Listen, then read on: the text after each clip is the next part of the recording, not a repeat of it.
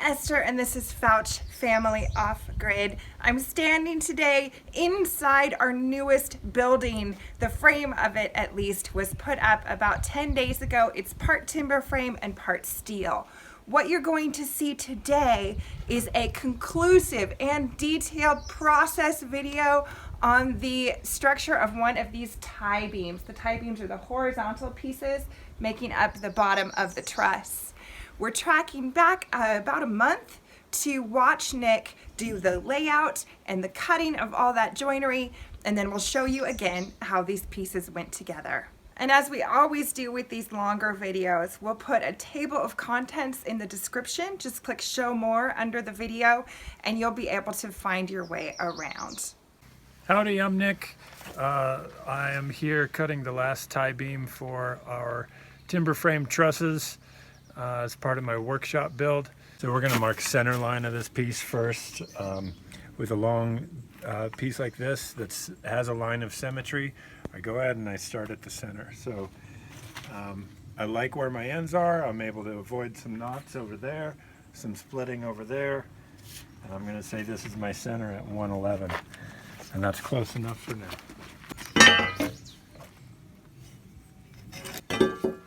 I go ahead and carry it all the way around so that it's always available to reference if I need to double check something.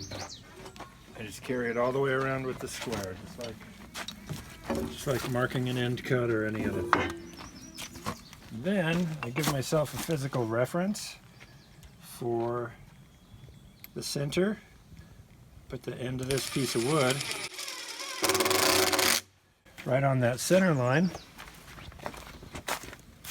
And that gives me something physical to push against or pull the tape against rather than just trying to burn an inch or line up a line or something. I have a hard reference here. So this is the top, this is my reference edge. Okay, and I'm going this way of center. We're going to do this side first. I just have these numbers in my head right now. It's not a lot of numbers, so I do okay. 111 and 3/16. That's the end cut. 105 is the end of the mortise. 106 is the end of that same housing. The other end of that housing is 94 and 11/16. I've had some trouble with this one. It's the least crucial thing on there. But that housing wants to be 11 and 5/16, and so that works out. Just double checking that. Housing, mortise from there all the way to that edge of the housing. And over here at 90 starts the reduction all the way at the bottom, and I'll carry that down. My only other number is where the tie rod goes. That's at 48 off center.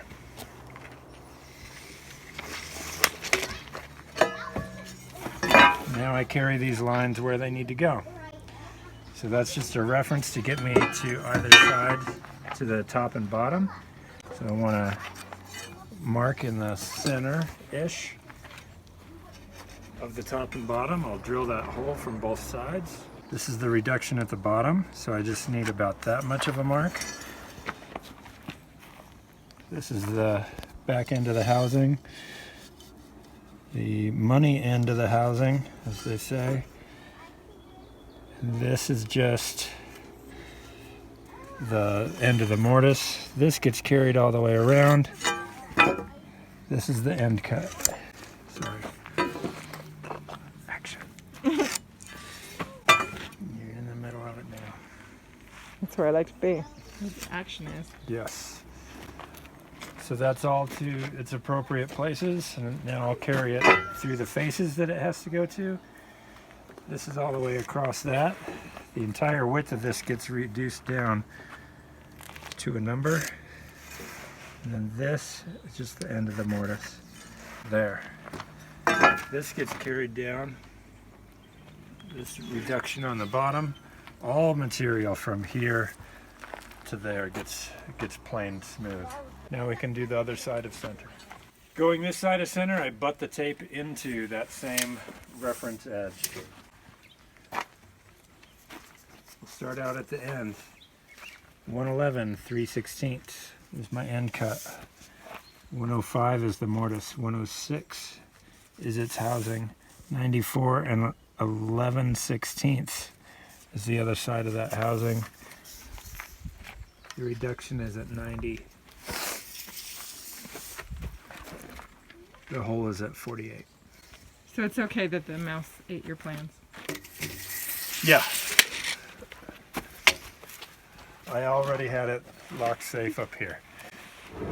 And really that was just a paper representation. I didn't figure that all out on that piece of paper. I figured it all out in the computer. I changed it several times, and then that was just my page of notes to bring it out here. But now it's just internalized. And I still managed to screw it up, but so far not in a tragic, we have to cut down a tree sort of way.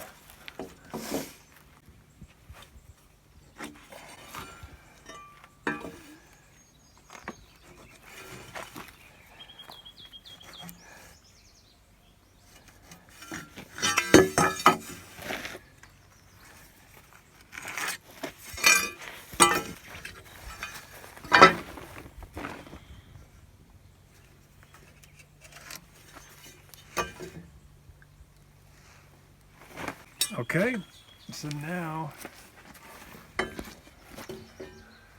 we have marked out sort of where things happen, but now we have to determine how much happens at any of those given sites. So this is my reference edge. So I always pull tape from there to mark depths, but I know that this piece doesn't go perfectly straight. I know that because I've milled it myself and I'm not that good of a sawyer. So we have to make our joinery into a straight line even if the beam is not. So pulling from the top, I know that I want 7.5 is the depth of that reduction. I'm going to go ahead and start at the bottom with a consistent measurement from the top. Same thing here, going down 7.5.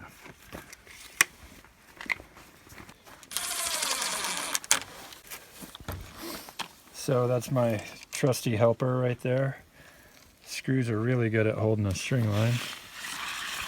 Even better than children. Way better.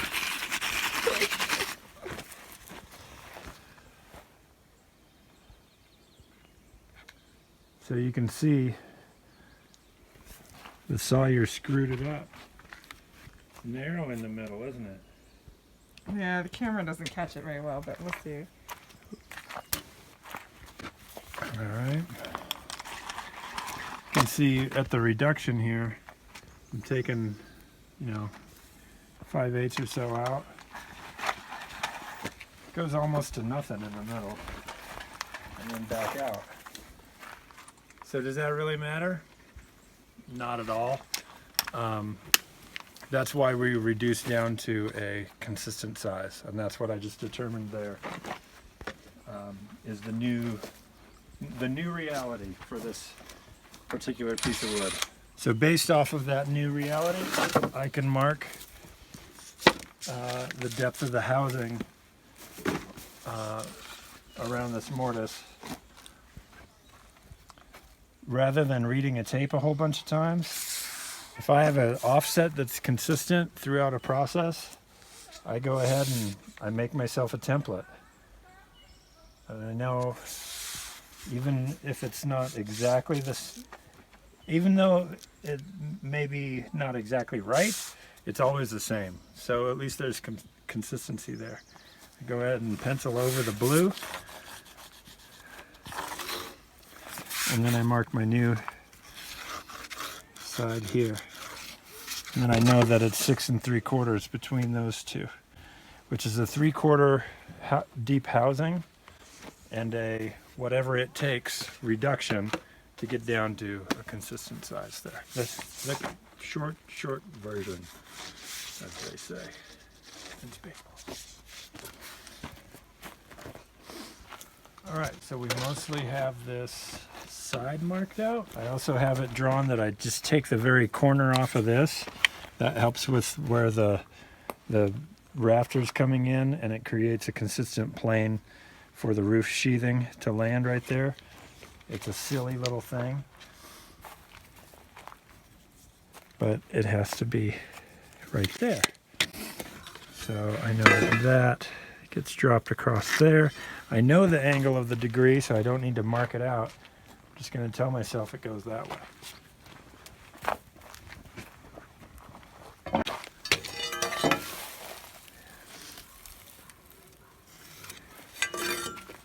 And it goes something like that.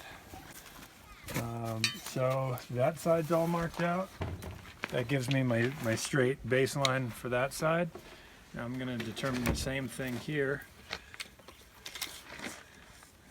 This time I'm putting it on center, whatever center is. So the piece can wander this way and that in between here and there, but my joinery wants to be lined up with one another. So it's just over 6. I'm going just over 3. This end is over 6 1/4. So it is different. And I suspect we're going to see a little bit of a left-hand turn at that end. Yes, yes. Look at that. It's really fat on that side and skinny on that side. That's okay. Doesn't ruin anything. Just like using those plywood templates, my 6 3/4 template or my 7 1/2 template, I use rulers as a 1 inch, an 1.5 inches, and a 2 inch template. 2 inches is what my mortise and tenons are for this particular project. So I use the framing square 2 inch side to check that my mortise will let 2 inches inside. For checking my tenons on the rafters that meet right here, I've made this template and checked it with my framing square. That 2 inches just goes in there. So I have a male and a female checker to check the male and the female parts on the frame. So I'm centering a 2 inch mortise on that center line. So it's an inch off of center. That gets me in the right place. This makes me the right size, the right width. So that is coming out down to 4 inches. This whole area is reducing down to that line there.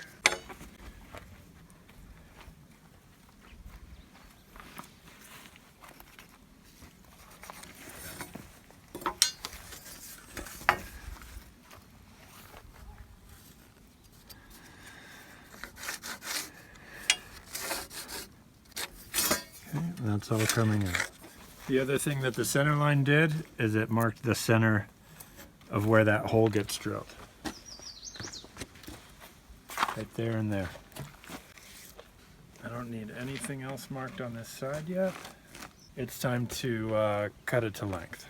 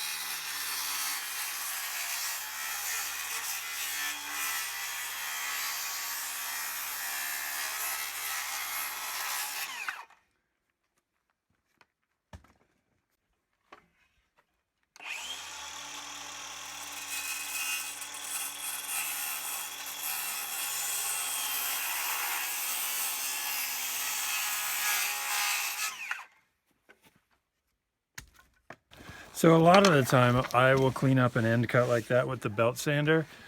It's not necessarily a traditional timber framing tool, but it helps me dress cuts. That beam saw is a big burly saw and it doesn't always go where you want it to go. So, but I got pretty lucky this time. This doesn't meet anything necessarily, so it doesn't have to be dressed just so. I'm gonna leave it as it is. But now I'm gonna cut the bevel off of this end while I'm here.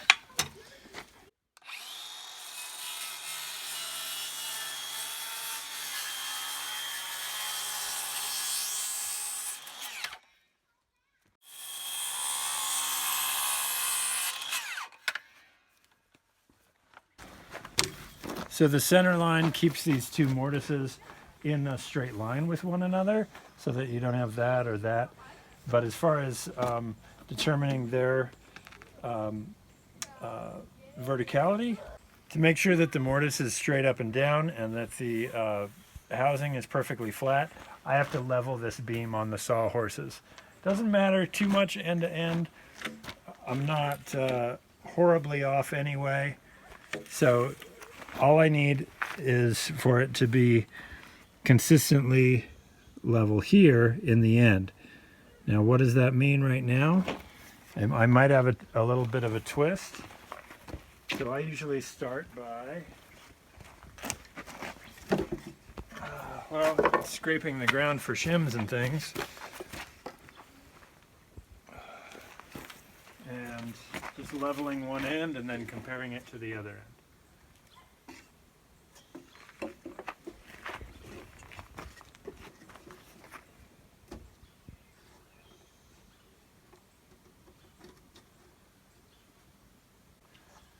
See it from there?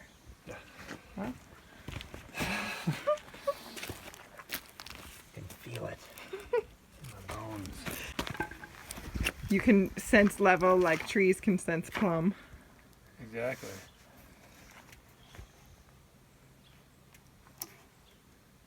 So that's pretty close for comparison's sake. What is it over here? All right, so it's a little bit out. So on that side of the line, and I am just that side of the line. I'm gonna let it come back just a little bit so that they look the same, so that they're, I'll adjust it so that they are the same amount out of level in opposite directions. So I'm averaging.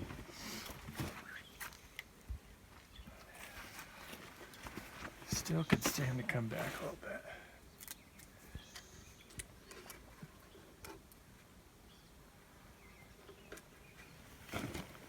So that's a couple line widths past the line in that direction.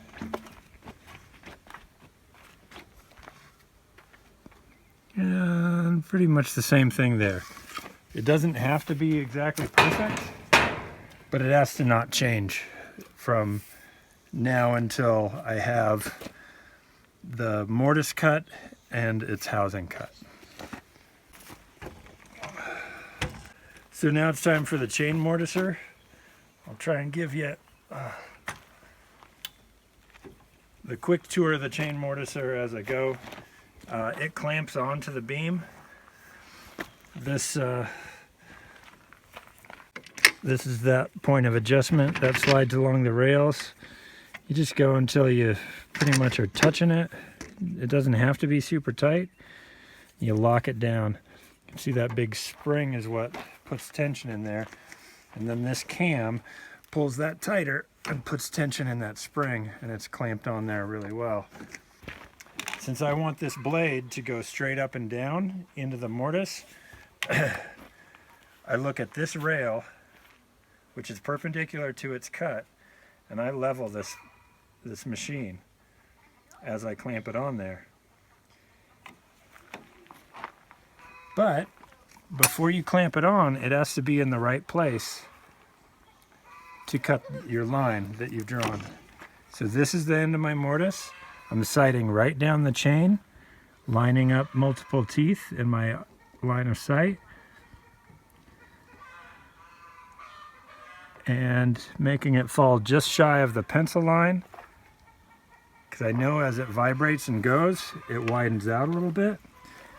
And that's the money end of that mortise, and I can always chisel right to the pencil line if I fall short of it with the mortiser. So I'm pretty happy that way. I can close the cover. I just open that so that I can see straight down that chain. Close that up, and then you can adjust where it is and the width of the beam with that little crank. So before I make a bunch of noise, I'll show you how this goes. This is like a plunge router.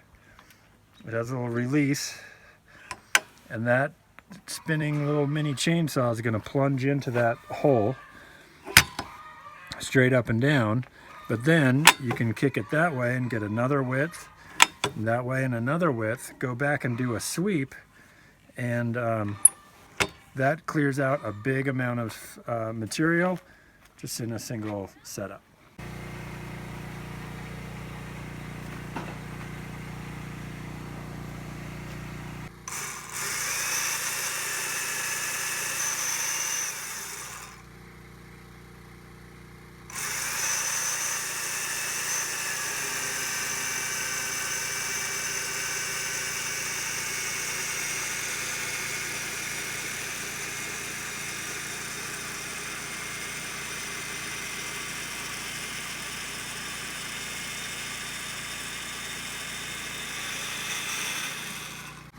There's a depth stop right here. That's how far it's going to go. I've set that to be about 4 inches deep.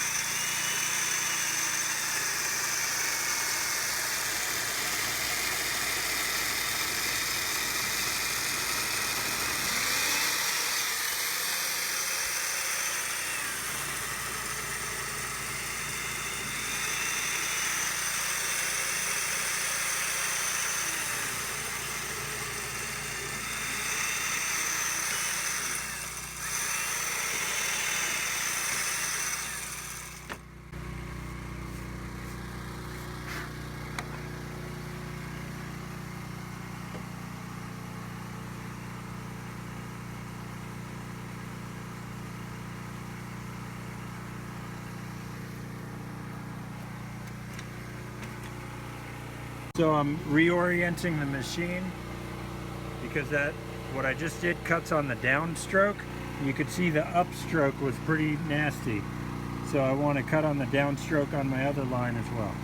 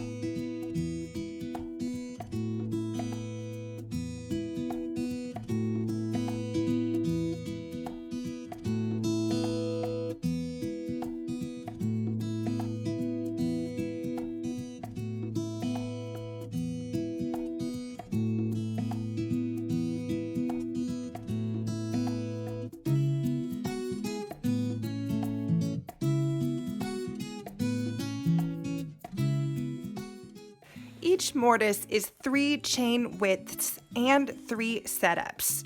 So he sets up and levels the mortiser 3 times at each end of the beam.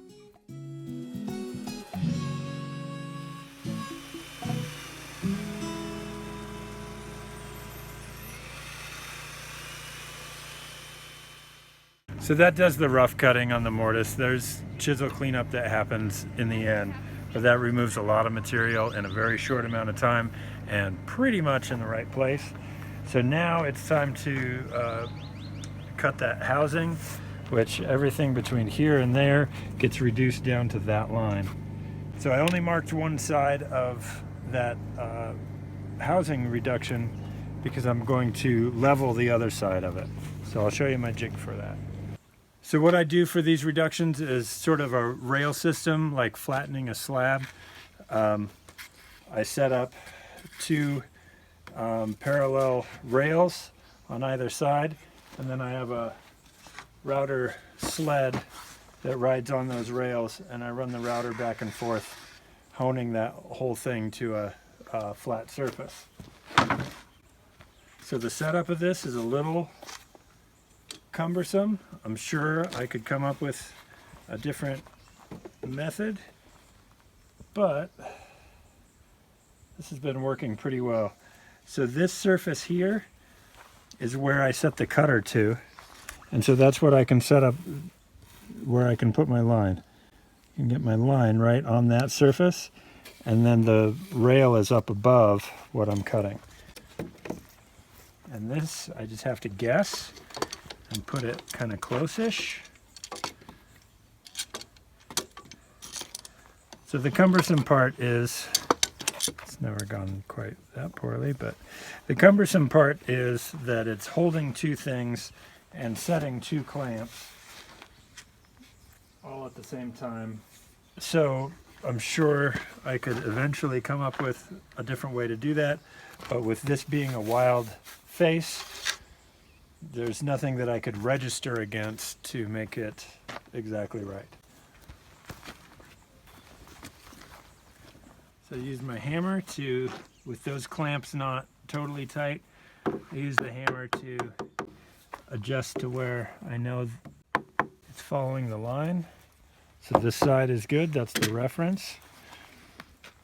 And then I know that if I make this level across here,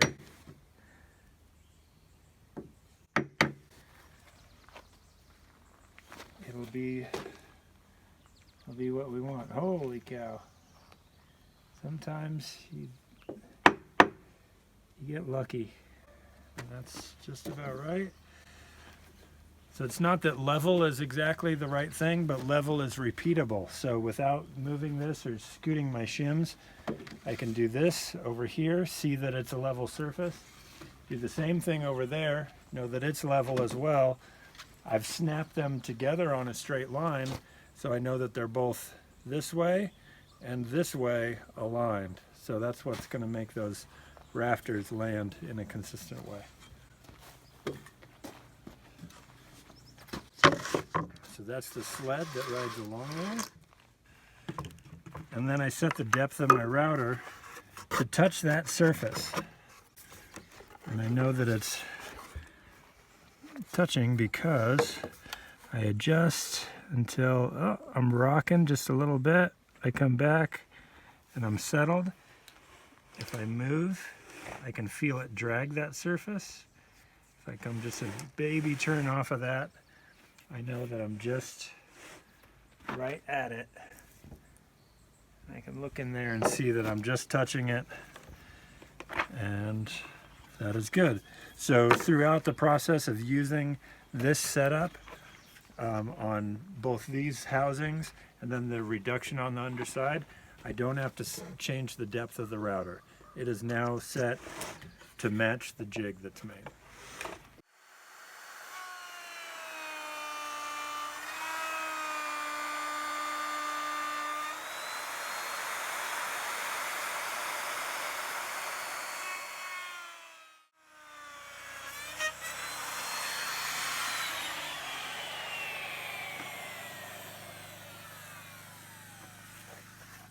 I'm almost up to it, up to the line. I'm going to clear out some of these chips so that I can see what I'm doing. And then I'll take baby steps working up to that line, just taking a little bit at a time until I can really see it.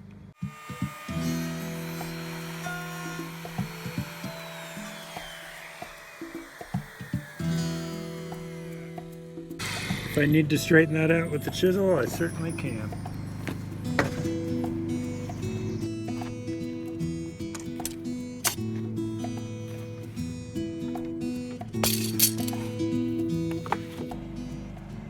He's now repeating the exact same process at the other end of the beam, cutting the housing which will receive the end of the second rafter.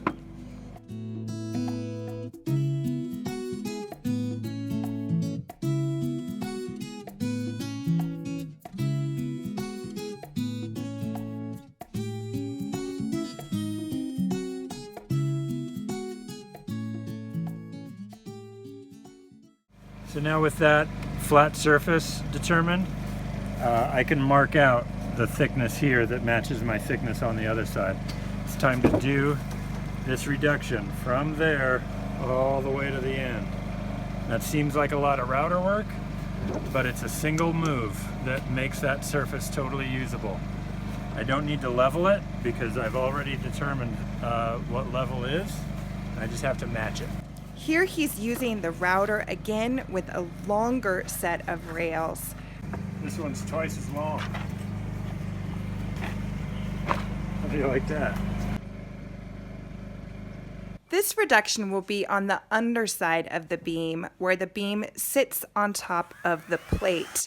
It has to be a true size so that the truss will sit correctly in space and all the trusses will be identical. So with the reduction done on the bottom side, I have to reduce a couple of spots down to 6 inches true.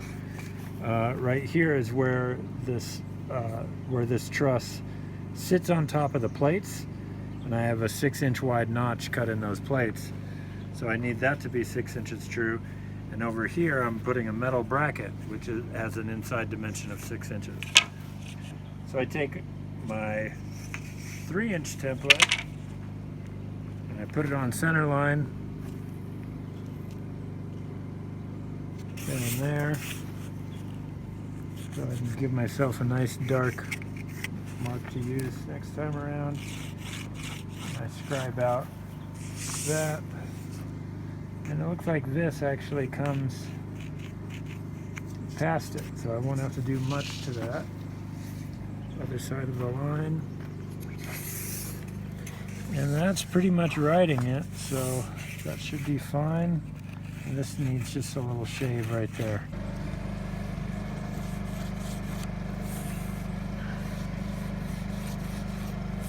So sometimes it turns out that you don't take anything off of one side and you have to take a bunch off of the other side. That's the nature of the rough cut lumber. It's a little twisted or whatever. Sides aren't totally square. So it'll look a little different on the top than on the bottom, but you're finding a square shape within that. Funny shape.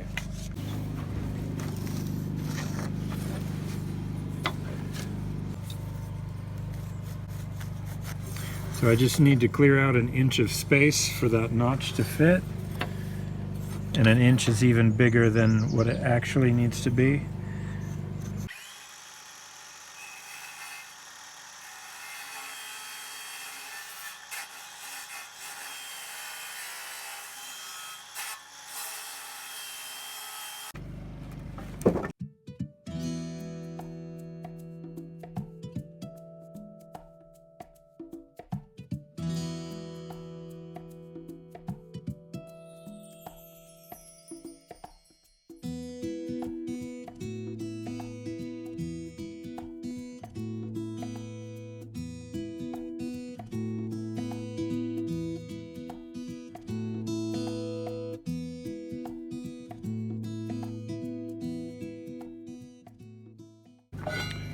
So this is the steel bracket that goes right on the end here. Goes like so. On this one, I just have to do a little bit of belt sanding, just to make a little bit of space, and then take the corners off to make room for these inside welds. These get jammed all the way on there and then 2 bolts through it. And that is a lot easier to do here than after the truss is up.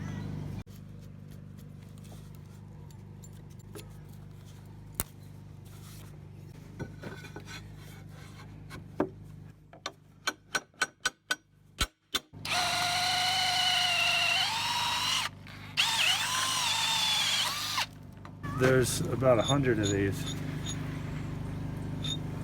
and they go With all the brackets. with all the brackets, yeah, on all the things that have brackets.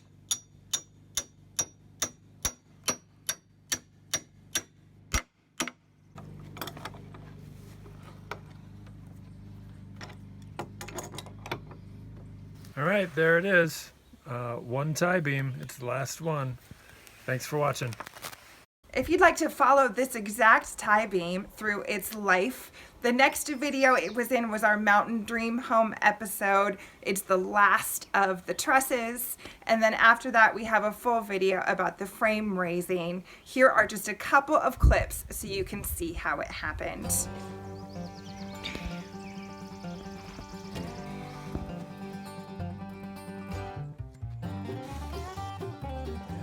No issues with that.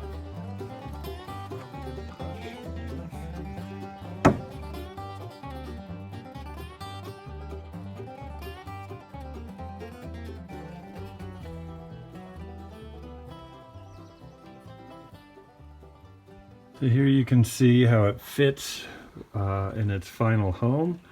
The reduction on the bottom side, and where that started, the reduction starts here, and that sets our distance between beams. The reduction all the way around where it meets the plate. This is the plate. So I reduced down to 6 inches. Nice and wide. Wider than we actually needed, so that we knew it would fit. That's how the housing for the mortise and tenon works out. So the rafter just kind of corners out right into there. There's the hardwood peg through the tenon. That's part of the rafter. You can see how the fascia board meets the end of the tie beam. How that little bevel that's cut there is there so that the plywood has a place to go. And how my furring strip on top of the rafter finishes out to the end of the tie beam. This steel bracket that was put on when making the tie beam is now welded onto that steel brace that goes from post to the end of the tie beam. I've known Nick a long time, and I know he's never happier than when he's making these beautiful sculptures out of wood. Thanks to everyone who's been hanging out with us as we've been going through this process. We appreciate you. We'll see you next time.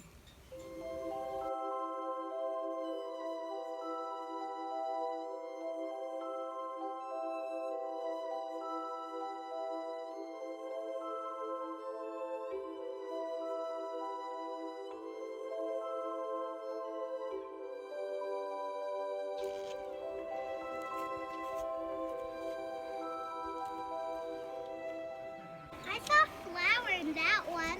I don't know who it's gonna go to. She's right here. They're going to give hugs.